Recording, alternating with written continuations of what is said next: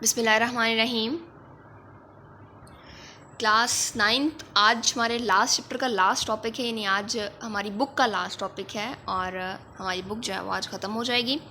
Significance of non metals discuss करेंगे।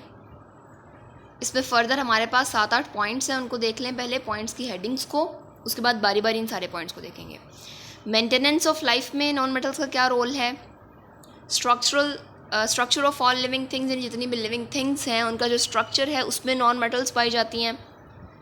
Life की existence जो है वो नॉन मेटल की वजह से है। इसी तरह से ग्रोथ और डेवलपमेंट में रोल है नॉन मेटल्स का। लाइफ का सर्वाइवल जो है वो लाइफ का वाटर की वजह से है। सो वाटर में हाइड्रोजन और ऑक्सीजन है जो कि दोनों नॉन मेटल्स हैं। इसी तरह से लाइफ की सेफ्टी के लिए, जिसमें नाइट्रोजन इम्पॉर्टेंट है बिकॉज वो कंबस्ट नहीं होने देती। कम्युनिकेशन इन लाइफ, जिसमें फॉसल फ्यूल्स आ जाएंगे। प्रोटेक्शन ऑफ लाइफ, जिसमें हमारी डेली लाइफ की डिफरेंट चीज़ें आ जाएंगी। क्लॉथ्स हैं, वुड है, डिफरेंट चीज़ें जो हम डेली लाइफ में यूज़ करते हैं। ठीक है, तो इन सारी चीज़ों में नॉन मेटल का बड़ा इंपॉर्टेंट रोल है, जिसको हम बारी बारी डिस्कस कर लेते हैं। फ्यूअर हैं हमारे पास। ऑल्दो जो मेटल्स हैं वो अगर आप पीरियोडिक टेबल में भी देखो तो बहुत सारे जो एलिमेंट्स हैं वो मेटल्स में कवर हो जाते हैं। नॉन मेटल्स बहुत थोड़ी हैं, लेकिन फिर भी ये बहुत ज़्यादा इम्पॉर्टेंट हैं, बहुत ज़्यादा सिग्निफिकेंट हैं ह्यूमन बींग्स के लिए भी, प्लांट्स के लिए भी, एनिमल्स के लिए भी। और जो हमारी लाइफ है वो नॉन मेटल्स की वजह से ही एग्जिस्ट कर रही है। ठीक है, सबसे पहले हमारे पास ये मेंटेनेंस ऑफ लाइफ, यानी लाइफ जो है वो मेंटेन हुई है ड्यू टू ऑक्सीजन। ऑक्सीजन की परसेंटेजेस बताई हुई हैं यहाँ पर। अर्थ क्रस्ट में 47% है, ओशंस में 86% है, और एटमॉस्फेयर में सेकेंड टू नाइट्रोजन 21%, यानी नाइट्रोजन जो है वो सबसे ज़्यादा पाई जाती है 78%, और उसके बाद जो सबसे ज़्यादा एटमॉस्फेयर में गैस पाई जाती है वो ऑक्सीजन है जो कि 21% है। इसके अलावा अर्थ क्रस्ट में और ओशंस में मैक्सिमम परसेंटेज, यानी हाईएस्ट परसेंटेज ऑक्सीजन की है।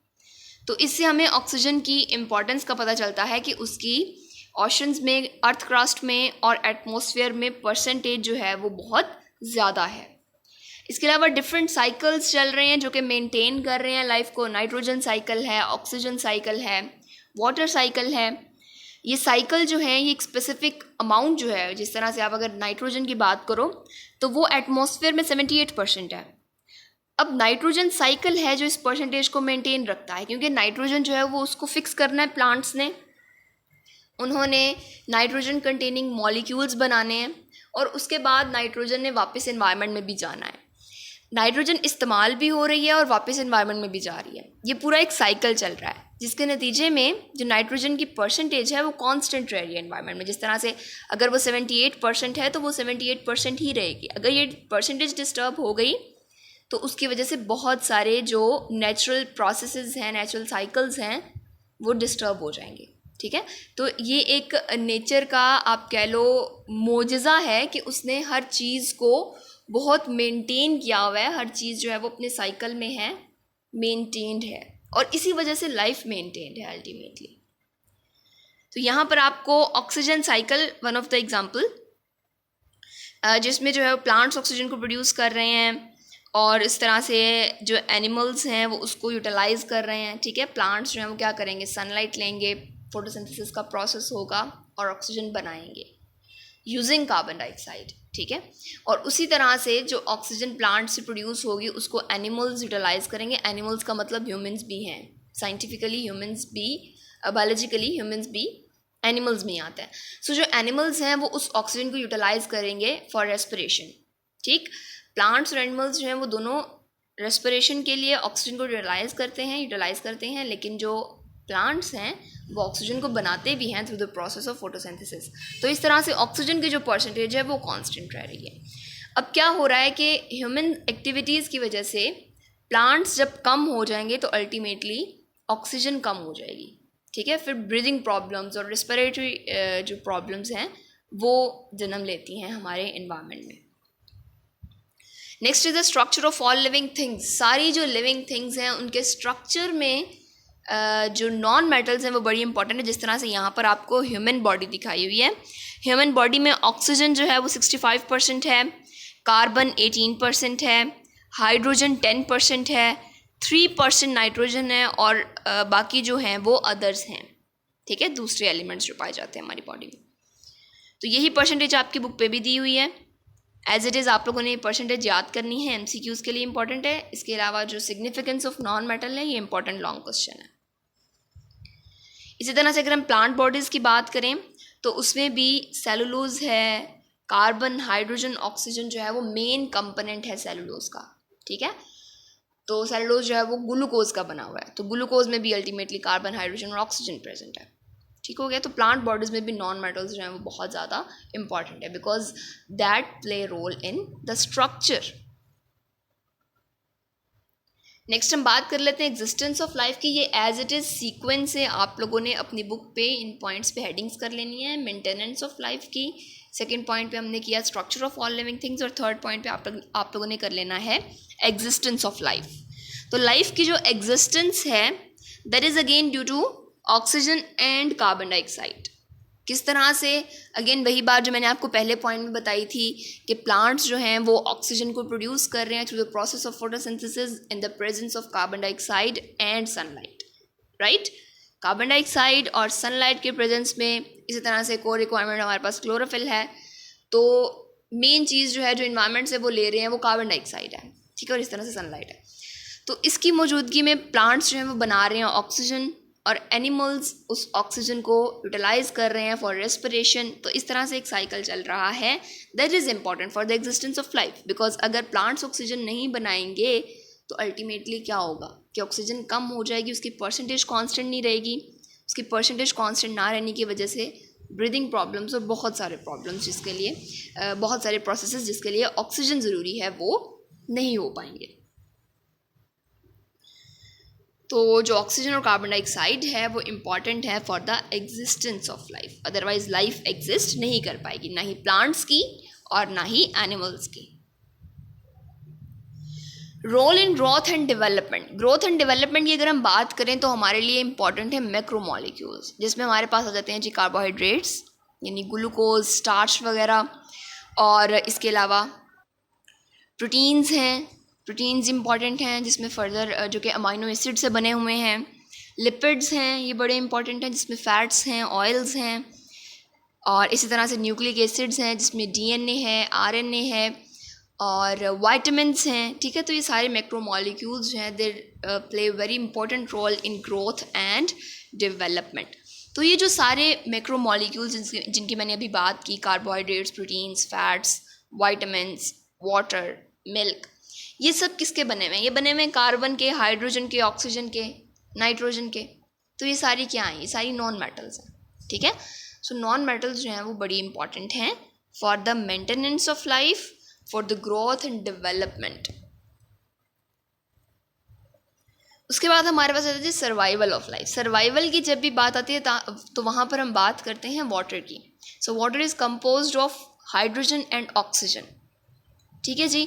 तो हाइड्रोजन भी नॉन मेटल है, ऑक्सीजन भी नॉन मेटल है। याद रखिएगा हाइड्रोजन वैसे तो ग्रुप 1 में आती है ना, ग्रुप 1 जो हमारा फर्स्ट एलिमेंट है पीरियोडिक टेबल का वो हाइड्रोजन है, लेकिन आइदर ये ग्रुप 1 में आती है, इसके ग्रुप का नाम अल्कली मेटल है, बट अल्कली मेटल में हाइड्रोजन इंक्लूड नहीं है। अल्कली मेटल्स को हम लिथियम से ऑनवर्ड काउंट करते हैं। जो पहला हमारे पास एलिमेंट है ग्रुप 1 का जो कि हाइड्रोजन है, that is a non metal, that is not a metal, ठीक है, वो मेटल नहीं है। हाइड्रोजन इज़ नॉन मेटल, याद रखिएगा। सो वाटर जो है उसमें हमारे पास इंपॉर्टेंट है for both plants and animals, ठीक है। एनिमल्स का तो एग्जिस्टेंस ही नहीं है वाटर के बगैर, और प्लांट्स भी पानी के बगैर सूख जाते हैं, मर जाते हैं, ठीक है। So water is so important for all the living things, for plants, for animals, right जी। सो सर्वाइवल ऑफ लाइफ के लिए वाटर इंपॉर्टेंट है, and water is composed of non metals. अच्छा, यहाँ पर एक बड़ी इंपॉर्टेंट चीज़ लिखी हुई, that we can survive without water for days but not for longer period, it shortage में कॉज डेथ, ठीक है। तो अगर हम वाटर के बगैर रहना शुरू कर दें तो हम कुछ टाइम के लिए तो रह सकते हैं, but not for longer time, कुछ दिनों के लिए रह सकते हैं हम, इससे ज़्यादा नहीं रह सकते, ठीक है। That ultimately will leads to death. Next is safety of life. Safety of life में इंपॉर्टेंट है हमारे पास नाइट्रोजन।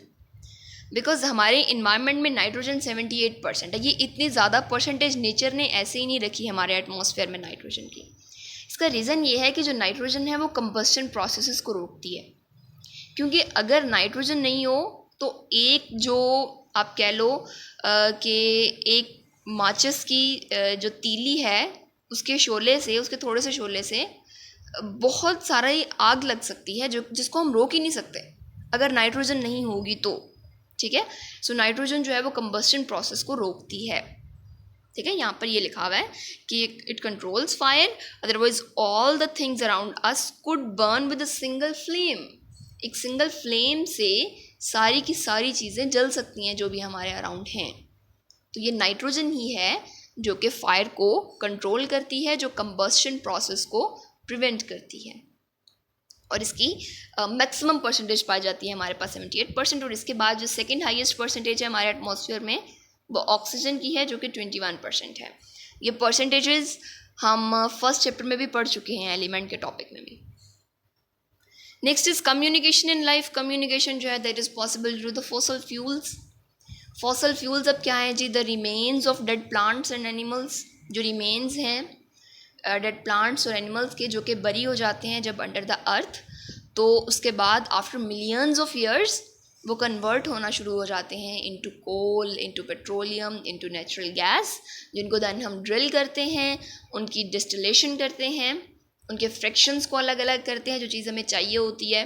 जिस तरह से हमें पेट्रोल चाहिए होता है पेट्रोलियम में से, इस तरह से नेचुरल गैस में से जो है वो हम यूज़ करते हैं उसको फॉर बर्निंग प्रोसेसेस। ठीक है, जो गैस हमारे घरों में आती है, और इस तरह से कोयला हमें चाहिए होता है। तो जो जो जो चीज़ें हमें चाहिए होती हैं हम उनको सेपरेट कर लेते हैं। हर फ्रैक्शन का तकरीबन कोई ना कोई यूज़ होता है, important use, right. So communication in life के लिए जो मेन चीज़ें हैं हमारे पास वो कोल, पेट्रोलियम और नेचुरल गैस है। In other words fossil fuels हैं। ठीक है, और इन फॉसल फ्यूल्स में जो सबसे ज़्यादा इंपॉर्टेंट चीज़ है वो क्या है जी? इनको बर्न करने के लिए। ज़ाहिर है फॉसल फ्यूल्स बर्न होंगे तो हमें कुछ मिलेगा ना। जिस तरह से अगर पेट्रोल है वो बर्न होगा तो हमारे ऑटोमोबाइल्स चलेंगे ना। ठीक है, तो उस बर्निंग प्रोसेस के लिए क्या चीज़ ज़रूरी है? ऑक्सीजन ज़रूरी है। याद रखिएगा, कंबस्शन के लिए जो एलिमेंट चाहिए है, जो गैस चाहिए है, वो ऑक्सीजन है, और कंबस्शन को जो प्रिवेंट कर रही है वो नाइट्रोजन है, राइट। सो ऑक्सीजन जो है that is a non metal and important for communication in life, important for the combustion of fossil fuels, और ultimately combustion of fossil fuel से हम डिफरेंट उनको पर्पसेस के लिए इस्तेमाल करते हैं। जिस तरह से पेट्रोल की एग्जांपल दी, जिस तरह से नेचुरल गैस है वो बर्न करेगी तो हमें ऑफ कोर्स कुकिंग पर्पसेस के लिए और बहुत सारे पर्पसेस हैं इसके। और जाहिर है कभी ऐसा करना कि वो जो गैस है उसको जलाने की कोशिश करना in the absence of air. Like अगर आप कैंडल के ऊपर ग्लास रख देते हो, जो आप लोगों ने छोटी क्लासेस में एक्सपेरिमेंट किया भी होगा कि जब आप ग्लास रख देते हो तो वो कैंडल बुझ जाती है। उसका रीज़न ये है कि उसको एयर नहीं मिलती। एयर मिलने का मतलब ये है कि उसको ऑक्सीजन नहीं मिलती। ठीक है, तो एयर में क्या चीज़ चाहिए होती है जलने के लिए, फायर, उसके लिए कंबस्शन प्रोसेस के लिए वो ऑक्सीजन है। तो जब ऑक्सीजन नहीं मिलेगी तो फ्लेम नहीं जलेगा। जब फ्लेम नहीं जलेगा तो वो ग्लास रखने की वजह से बंद हो जाएगी। ठीक है, प्रोटेक्शन ऑफ लाइफ के लिए जिस तरह से क्लोथ्स हैं हमारे पास that are made up of natural and synthetic fibres. Natural fibres में हमारे पास सेलुलोज है, सिंथेटिक में हमारे पास पॉलीमर्स हैं। तो प्रोटेक्शन के लिए भी बड़ी ज़रूरी है हमारे पास नॉन मेटल्स। डेली लाइफ में वुड है, वुड में 40% कार्बन होता है, carbon is a non metal. Furniture है, प्लास्टिक शीट्स हैं, बैग्स हैं, तो इन सब में हमारे पास प्रेजेंट होती हैं नॉन मेटल्स।